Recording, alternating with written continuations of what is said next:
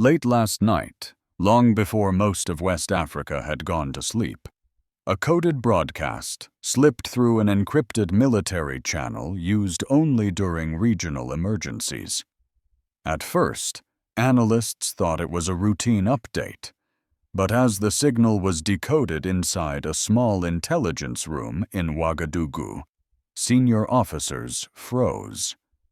The message revealed something unprecedented. 10 African nations had quietly signed a secret security pact designed to coordinate military responses, intelligence sharing, and rapid troop deployment. Within minutes, red alert notifications rippled across American and European monitoring stations. In Washington, a special intelligence task unit was activated before dawn. Somewhere inside the Pentagon, a general reportedly whispered that this pact could be the biggest geopolitical shift in Africa since the fall of the Soviet Union. For millions across the Sahel, the news carried a different weight.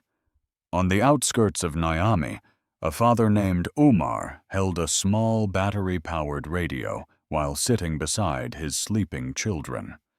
His village had lived through more than a decade of attacks, uncertainty, and foreign soldiers patrolling their land. When he heard that African nations were finally forming their own united shield, he felt a brief flicker of hope. Yet he also feared what might come next. History had taught him that whenever African countries attempted to stand together, powerful outsiders often reacted with alarm. This story is not just another political headline. It could change the future of security across an entire region. It raises urgent questions. Why were 10 nations willing to coordinate their forces in secret? Why did Washington respond immediately? And what threat is serious enough to push governments into an alliance that bypassed traditional partners? If this opening already makes you pause, let that feeling guide you. Moments like this shape the destiny of nations, and what you are about to hear may challenge everything you thought you knew about power in Africa. The leaked document was not a simple diplomatic memo. It read like a full-scale defense alert, the type of classified material that only appears in moments when nations prepare for threats they cannot ignore. Inside the first pages, analysts found a coordinated military structure linking Burkina Faso, Mali, Niger, Chad, and 2 unnamed states that were intentionally masked behind redacted blocks. The blueprint described rapid deployment units, integrated air surveillance routes, and emergency mobilization corridors designed to activate within hours if the region faced foreign pressure or destabilizing forces. It was not theoretical work. It was an operational plan. Western intelligence agencies were stunned by the level of synchronization. According to timestamps inside the digital file, negotiations for this alliance occurred across remote desert zones, abandoned airstrips, and hidden military shelters over a 6-week period. Teams traveled at night, carrying encrypted satellite devices and using decoy convoys to avoid detection. For years, global powers assumed Sahel nations lacked the capacity to organize a unified command structure. The leaked file proved the opposite. The Sahel was no longer reacting. It was preparing. Inside Burkina Faso, the news shook military circles before dawn. At Camp Bila Compaoré, officers gathered around a dimly lit table as technicians projected the leaked pages across a concrete wall. The room fell silent when they reached the section outlining a joint African intelligence hub capable of intercepting drone activity, jamming surveillance systems, and coordinating counter-operations in real time. This was the type of capability that only world powers typically possessed. Yet here it was, documented, tested, and nearly ready. But the story was not confined to military bases. In a small border village near the Mali frontier, a man named Abdul witnessed something unusual 2 nights before the leak. Convoys rolled at low speed with lights off. Soldiers he did not recognize moved with strict formation, checking communication lines and securing junction points. The ground vibrated under the weight of heavy tactical trucks. Abdul had lived near the border his entire life. He had never seen such coordination. He later told neighbors that the soldiers displayed a discipline he had only witnessed in foreign military units. Suddenly, people understood that something significant was unfolding across the region. The leaked blueprint also detailed equipment procurement that caught European analysts off guard. The alliance had secured nearly 70 armored vehicles, long-range surveillance systems, and at least 30 new communication towers built deep inside rural zones. One note revealed plans to test a domestically engineered cyber defense shield designed to counter external interference. When Western experts reviewed the technical specifications, they were baffled. Africa was not supposed to have this capacity, yet they were looking at proof that it did. In Paris, the reaction was immediate and alarmed. A French military official, speaking off record to national media, described the leak as a strategic earthquake. He admitted that officials did not anticipate a unified African defense structure operating without Western oversight. The blueprint threatened to sideline France from its traditional influence in the Sahel, and the fear was clear. If African nations controlled their own intelligence, borders, and rapid response systems, foreign powers would lose their ability to shape the region's security landscape. What unsettled analysts most was a final paragraph buried deep in the document. It referenced an unidentified actor attempting to sabotage the alliance from the shadows. The language was precise, clinical, and unmistakably serious. It indicated that the leak itself may have been triggered intentionally to create distrust within the coalition before the new command system could activate. That single line changed the entire interpretation of the document. The threat was not only external, it was already inside the region. The stakes grew heavier by the minute. If the alliance succeeded, the Sahel could gain strategic independence for the first time in decades. If it collapsed, the region could face the most dangerous vacuum of power it had ever known. For Burkina Faso under Ibrahim Traoré, the outcome could determine whether the country stepped into a new era of sovereignty or became the center of a destabilizing storm. But one question now dominated every conversation from Ouagadougou to Paris. Who orchestrated the leak, and what do they stand to gain? Because the timing was too precise, too calculated, and too explosive to be coincidence. All intelligence signs now point toward an origin far more unexpected than anyone realized. As the details of the secret pact spread across the intelligence community, military radars across the Sahel lit up with unusual night movements. What began as a quiet rumor rapidly escalated into a region-wide alert.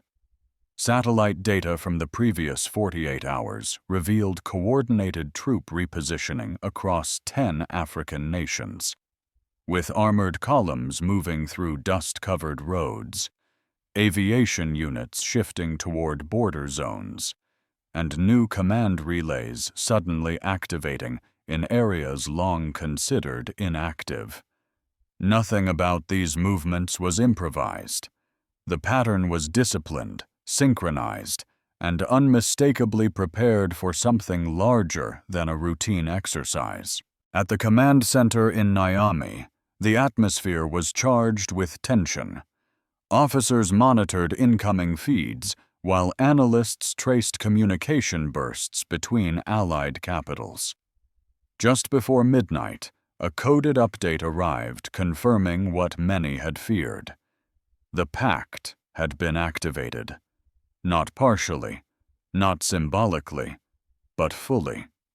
For the first time, the participating nations had agreed to operate under a unified, rapid response framework designed to counter external threats before they could destabilize the region. It was the kind of decisive step African leaders had traditionally avoided due to fear of international backlash. That fear had now collapsed. What stunned observers most was the civilian reaction. In a small town near Sikasso, a metalworker named Umar heard the news on a neighbor's radio. He remembered the day foreign troops passed his workshop years ago, promising security, but leaving chaos behind. When he learned that 10 nations had finally stood together without waiting for permission from outsiders, he looked at his youngest daughter and said that for the first time, he felt Africa was acting like one family that refused to be divided again. Yet beneath his pride was a shadow of worry. He had lived long enough to know that powerful countries seldom watch quietly when their influence begins to erode.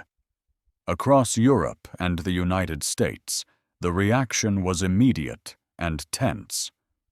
Intelligence officials rushed into emergency briefings, scanning for signs that the pact might escalate into a broader confrontation. Reports from Washington indicated a rising concern that a fully unified African defense structure could disrupt strategic corridors, alter diplomatic leverage, and challenge long-standing security arrangements. In Paris, the atmosphere was even more unsettled. French military advisors warned that if the pact succeeded, France's role in West Africa could diminish faster than anticipated. One official stated privately that this was the kind of coordinated shift Paris always feared, but never truly believed African nations were capable of organizing. Meanwhile, inside Burkina Faso, Ibrahim Traoré convened his inner circle for a late-night assessment. The room carried an air of controlled urgency. Maps were spread across the table, marked with zones vulnerable to infiltration and areas where foreign interests had historically applied pressure. Traoré listened as his commanders explained that the pact's activation was not merely symbolic. It would allow rapid intelligence sharing, synchronized border surveillance, and joint mobilization if any one member faced destabilizing interference. This alignment, they said, could be the first step toward breaking decades of dependence on external security structures. But the calm in the command room could not conceal the underlying stakes. A senior officer revealed new intelligence indicating that a foreign actor had doubled its covert funding to disrupt pro-alliance political movements. Another report warned of suspicious drone flights near sensitive installations. The more the alliance strengthened, the more aggressive the pushback seemed to become. On the streets of Bamako, Niamey, and Ouagadougou, people gathered in small groups discussing the implications. Some celebrated openly, waving national flags as if a long-awaited chapter had finally begun. Others remained cautious, fearing that external powers might retaliate with economic pressure or covert destabilization tactics. An elderly man in Ouagadougou, a former radio technician, summed up the uncertainty perfectly. He said the pact represented hope, but hope that walked directly into the storm. The alliance had reached its highest point of tension. Every new hour brought fresh intelligence, new warnings and new signs that the activation was shaking the international order far more than African leaders anticipated. The pact had moved from secret to undeniable reality, and the world was now watching the Sahel with an intensity not seen in decades. But the most dangerous moment was still ahead. A classified message intercepted at dawn suggested that a foreign power was preparing a counter-move, and its target was not one nation, but the entire alliance. The leak of the 10-nation security pact sent immediate tremors far beyond military headquarters and presidential offices. It reached the homes of ordinary families who had lived through years of fear, displacement, and foreign interventions that promised stability but delivered uncertainty.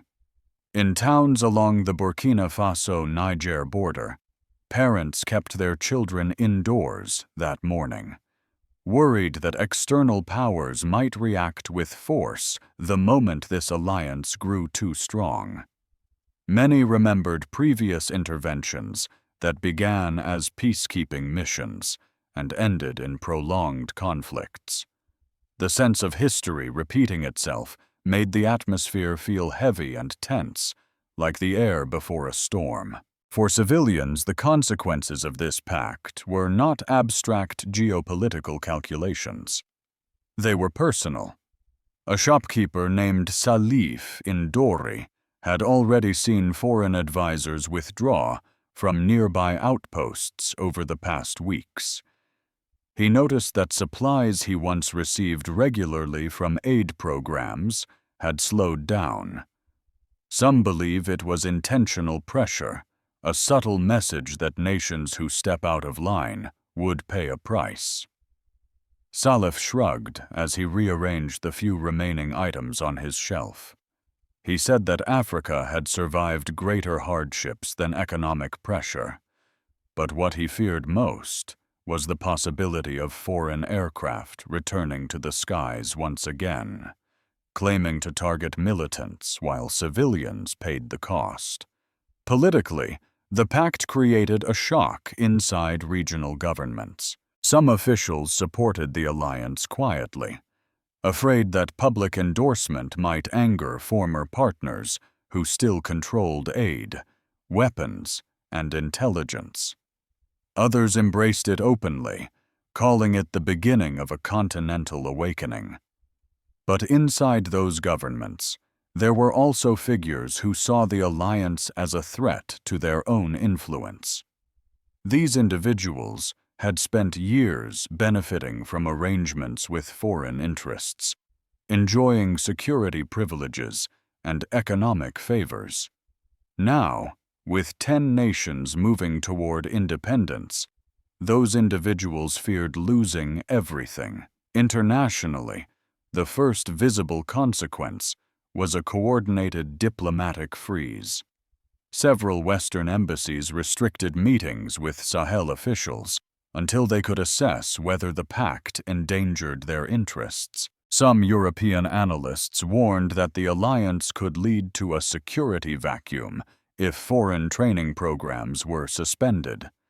But African leaders countered that the real vacuum had existed for decades, created by policies that kept the region dependent and vulnerable. Their message was clear. This time, Africa intended to defend itself on its own terms. Across rural villages, the civilian reaction was unexpectedly unified. Many felt a spark of hope despite the danger. They believed that if 10 nations could stand together, they might finally build a future without waiting for approval from distant capitals. Yet hope did not erase the fear that retaliation might come swiftly. A pastor in northern Burkina Faso gathered his congregation and prayed that the pursuit of sovereignty would not lead to suffering for innocent families. He reminded them that in times of uncertainty, unity was their greatest shield. At the same time, humanitarian groups raised concerns that escalating geopolitical tensions would restrict their access to vulnerable communities. They feared that foreign funding cuts might worsen food shortages and medical supply gaps. While alliance leaders insisted that civilian safety would remain a priority, aid workers knew that once global powers felt threatened, economic pressure often became a preferred tool. But the most significant consequence played out silently in the minds of regional leaders. They understood that by signing this pact, they had crossed a threshold. They had made themselves targets for intelligence networks, political manipulation, and economic sanctions. And they also knew something else. If they turned back now, Africa would lose its best chance in decades to break free from old structures of control. As tensions rise and the world scrambles to respond, the question becomes unavoidable. How will the United States interpret this alliance, and what steps will Washington take to protect its own strategic interests? From Washington to Brussels, the tone changed within hours. What began as a rumor of 10 African nations forming a secret security pact quickly evolved into a full-scale diplomatic alarm. Inside the Pentagon, analysts combed through satellite images showing unusual troop synchronization across the Sahel, movements that appeared too coordinated to be coincidence. American officials are concerned that the emergence of a unified African security network may disrupt ongoing counter-terror missions and reduce Washington's long-standing ability to operate freely in the region. According to internal briefings, the pact could tighten control over airspace access, intelligence sharing, and foreign military presence, forcing the United States to renegotiate agreements that had been stable for more than a decade. In short, the strategic chessboard is shifting, and it is shifting fast. At NATO headquarters, the atmosphere is equally tense. Senior officers worry that a 10-nation African shield could weaken Western leverage at a moment when global power competition is already reaching dangerous levels. European partners, still recovering from diplomatic setbacks in the Sahel, are questioning whether they underestimated the depth of frustration toward our foreign interference. Reports suggest that several governments are now preparing contingency plans in case the new pact restricts Western operations entirely. The urgency is real. One European diplomat was overheard saying that losing access to the Sahel is not just a political loss. It is a security crisis waiting to explode. Meanwhile, Russia and China are evaluating the developments with quiet interest. Although neither country is officially connected to the pact, both understand that a coordinated African bloc could challenge Western influence in ways previously unthinkable. This is why Washington is paying extraordinary attention. Any shift in alliance structures across Africa has long-term implications for global stability, trade routes, and the balance of military power.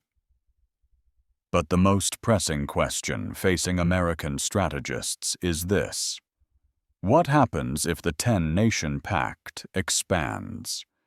What happens if more African states join, creating a shield that could rival older geopolitical blocs? These are the possibilities keeping analysts awake tonight. And as the leaked information spreads, one reality becomes clear.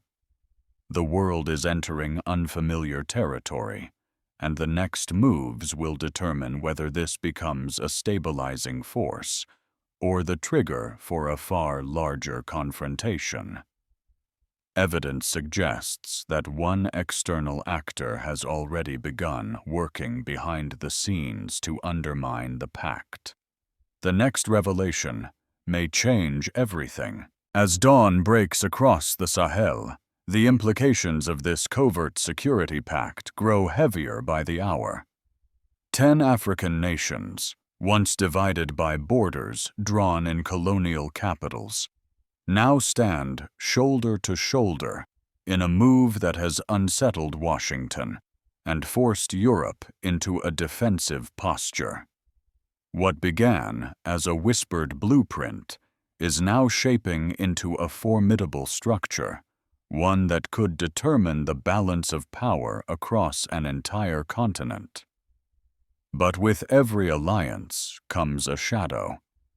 Analysts are warning that the coming months may bring targeted disinformation campaigns, covert operations by foreign intelligence units, and pressure that will test the unity of these nations.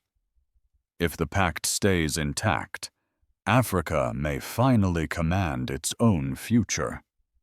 If it fractures, the consequences could plunge the region into a new era of instability. Some experts believe that the next 90 days will decide everything. They warn that if the alliance fails to establish a unified chain of command or secure the border corridors identified in the leaked document, sabotage efforts from external powers might become impossible to contain. The question now is not whether the world is watching. It is whether these 10 countries can withstand the political and economic shockwaves that have already begun to ripple across global institutions. And at the center of this storm is a single truth. Africa is no longer waiting for permission to define its own security. So I ask you this: if 10 nations can unite under the pressure of foreign influence, shifting alliances, and tightening deadlines, what does that reveal about the deeper transformation happening across the continent? Is this the dawn of a new strategic independence, or the first chapter of a confrontation that no one is prepared for? These are questions that citizens, analysts, and policymakers will wrestle with in the weeks ahead. If this story has made you stop and think about the fragile balance between power and freedom, then take a moment to reflect on what it means for everyday families in the Sahel who simply want safety, stability, and dignity. Share your thoughts below.